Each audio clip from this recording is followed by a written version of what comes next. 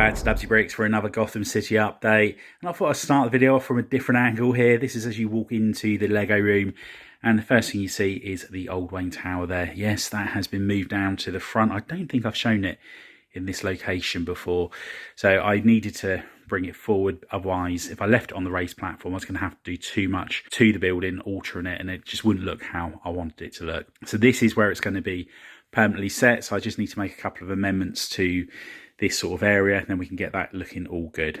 The building itself needs a lot of work doing to it. Over the last several months, or even since I've been in this Lego room, it has lost quite a few bricks. I've had to borrow them, and a couple of bits have broken off at the top there. And also, I want to put lights in this building as well. So yeah, we need to do a lot of work on that. That is something we'll probably do in the coming weeks. Then once we've got that all sorted, we can get this area all finished off here as well, including all the lamps down there. So it'd be nice to get that all lit up.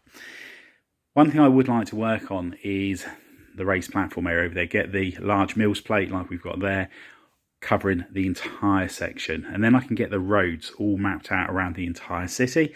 And then I can start planning what building is finally going to go where.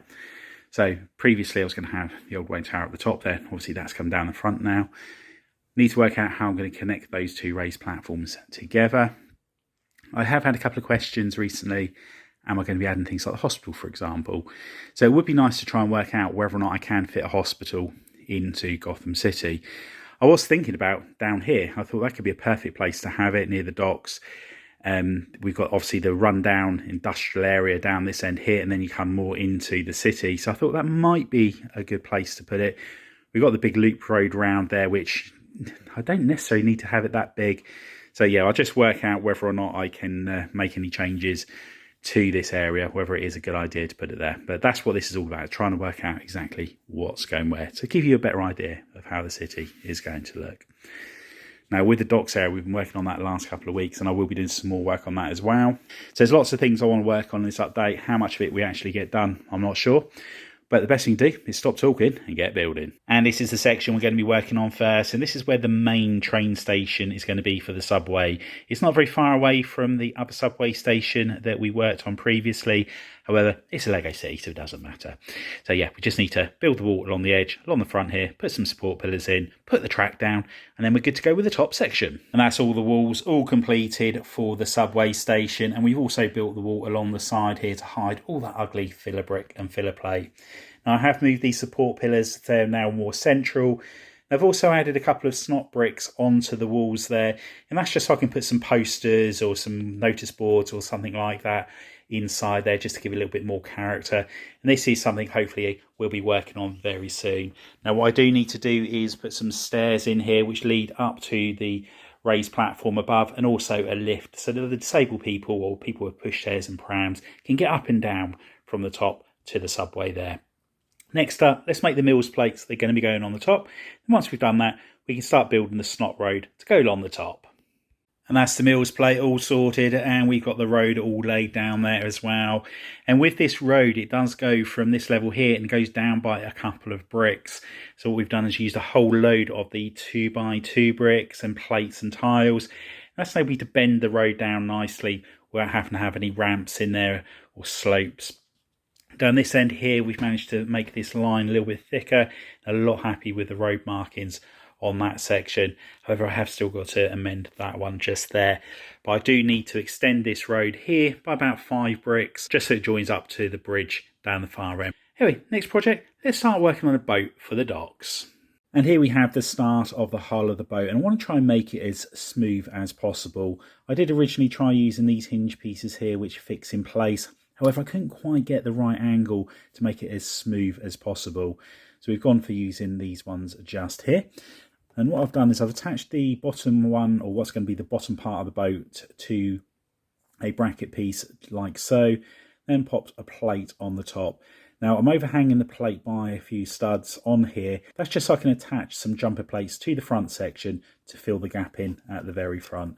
So when we put the other one on the opposite side, as you can see, there is a very slight gap there at the moment. Next up, we put a snot brick on top of that there, and that does away with the half plate difference which you get from the bracket piece there.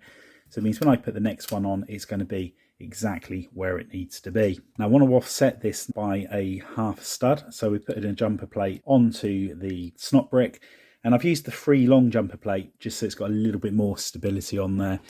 We then put in a 1x2 plate on top of that, and then we put the next one of these on like so. And now as you see, you just got a very slight difference in the, it's starting to go out a little bit at the front there, and also at the bottom there it's going out a little bit as well.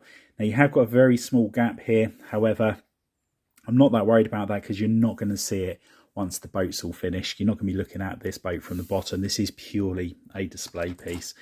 So we'll then put the opposite one on this side just here, and that's the start of the hull of the boat. So now that we've got that section sorted out, we're going to start putting some plates along the side, and I'm going to use a 2x plate, and I'm going to put it at a very slight angle. So we're going to attach that using some hinges. The next thing is to fill this small gap in just here, and a plate with a bracket on there is exactly right size wise. So I just need to work out how to attach that as well. So I'm going to work on the sides, attach this bit, and I'll check back in once we've done so. And I have to say, creating the hull of this ship is so much fun. Trying to get the gaps on here as small as possible and get this as smooth as possible is, yeah, very testing, but very good fun. And this, I think, is going to really help me when it comes to doing the tantive, getting the skin on that all sorted. My only concern is I think I may possibly have ordered the wrong piece for my tantive build, as I got a whole load of these, and I think I'll be better off with these ones here. But yeah, we'll have an experiment when we get back to that build. But in regards to this part here, for example, it was just a fraction out. It was just under a plate in width, so I couldn't just attach a plate along here and then have this part attached on top of it. So I've had to use a combination of pieces to fill the gap in. On the sides here, I used a normal snot brick with a hinge piece here, but this is, again, it's just a fraction out, and it's lifting the plate off at the bottom there. So on the opposite side here, I've experimented using a 2x2 snot brick on top of a plate, and it's just half a plate difference, but it works out perfectly. It's exactly how I need it to be. So we're making some good progress with the techniques on here. So let's just carry on building the bottom of the boat up in the dark red, and then I'm going to go over to using black for the next level up. And you have to love it when things work out perfectly. I've got this 2x6 brick here, and when I put it on here, the studs from this section here, which are offset at the moment due to the jumper plate below, fit in those 2 holes there. So it's actually compressing everything together nicely, and I've got the studs on top to carry on building. So yeah, really happy when you get a little bit of luck like that. And that's the next part of the boat all completed, and I've gone for black on here. Front is very similar technique, and I've actually connected some of the plates to the ones below. So I've just added a 2x plate coming up, and then that's enabled me to connect the next section along there. Now I've put a wooden effect for the floor of the boat. Now I've left a couple of exposed studs here, and that's just so I can build the cabin on the front there. So let's get the next set of details all added to the boat, and we check back in once we've done so. And that's the cabin all added to the top of the boat. There are a few more details I will be adding to this, just need to find the pieces up. But yeah, really pleased with our first attempt at making a boat from scratch. And I've managed to find out a load more of the trans blue tiles, so I've got a lot more of the water done, and we're almost up to the submarine pen with the water details. On the boat, we've added some crates to the build. There's still a lot more details I need to add to the vessel, including tyres that need to go along the side of it. I've tried to keep the scale of the boat quite small, as I don't want it to overshadow the container ship that's going to be going next to it. If I made this too big, it would make the container ship seem a lot smaller, or that's my way of thinking at the moment. But minifigures are one thing I do need to start looking at getting.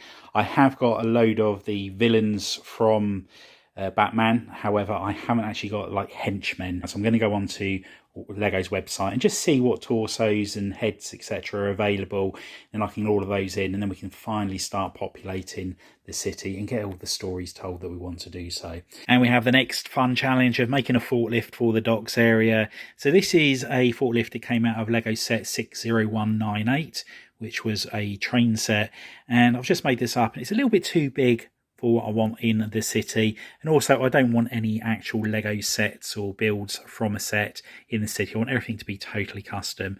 But this has given me a good idea of where to start, and I'm going to strip this back down and now try and shrink it in size. Now at the moment this is just over 6 studs wide when you take the tyres into account, so I want to shrink that down if I can, and lengthwise I want to shrink it by about 2 studs or so. So yeah, we're looking forward to this little challenge. So let's first of all strip it back, and I'll check back in once we come up with something new. And here we have our forklift for the docks. Happy with the size of it. It's a little bit smaller than the Lego set, which is good. I've changed the wheels out so they're all the same size on here, and these are a lot narrower now, so it only measures about 5 studs across, which is good. Just need to find an elastic band to go around there so that bit works on the forklift. But yeah, let's move over to the docks and see how it looks. And it's nice having some minifigures on the docks area here with the forklift.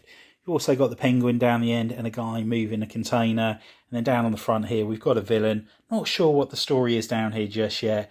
And he's just meeting the captain of the boat there. So yeah, it's really nice to get these little details added, and it's just the start of many to come. It's nice seeing the raised platform over there being covered over slowly but surely, and where all those boxes of bricks are at the moment, there are 13 base plates required to cover that area with another Mills plate, and I have ordered those and they should be with me, I believe it's either tomorrow or the day after, through Amazon. So I'll be able to get that all sorted, and then once I've done so, then I'll be able to connect that raised platform up to the one down the end.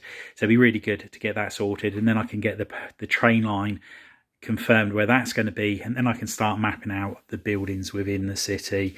One other thing that I keep looking at and thinking I do need to change it is this rock work. It's really annoying, but it looks just too square. And obviously the images have come out now for the new Arkham Asylum, which looks pretty cool, especially the minifigures that are in there, and it's really making me want to do all the work on that, which I'm almost at the stage of being ready to do it. So I found out the majority of the parts I think I'm going to need for that. So I just need to find a few more bits out, which I know I have got, and then we'll be cracking on with that until it is actually finished. So fingers crossed that will be done very, very soon. But I'm just thinking with the rock work, it'd be nice if it comes out at a 45-degree angle, maybe just for 16 studs or so. So we're not using up too much of this area down here, which will be for the Joker's Funland. But at the moment, it just looks too square. Don't like it. So yeah, sooner amend it now, rather than just continually look at it and think how bad it looks. But yeah, there we are. Anyway, that's all we have time for. I hope you've enjoyed the update. If you have, please remember to give us a big thumbs up. If you haven't already done so, please consider subscribing to the channel and hit the notification bell so you don't miss any future content on the channel. And if you know anybody else you think would be interested in building Gotham City and Lego, if you could share the channel with them, it'd be much appreciated. Anyway, thanks for popping on by, and I'll see you next time. Bye for now.